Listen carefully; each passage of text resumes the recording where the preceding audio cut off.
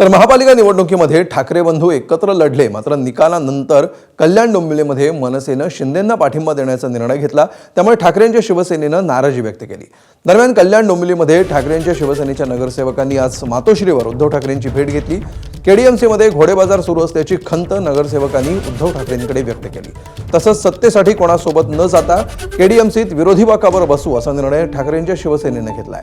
तर मनसेनं शिंदेंसोबत जाण्याआधी चर्चा करायला हवी होती असं म्हणत ठाकरेंच्या शिवसेनेनं मनसेवरही निशाणा साधलाय।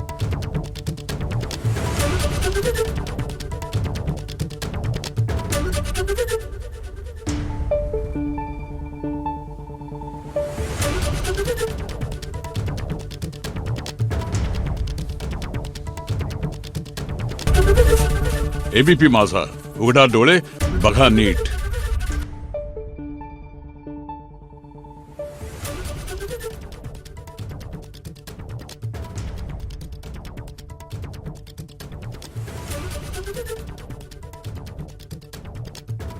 Thank you.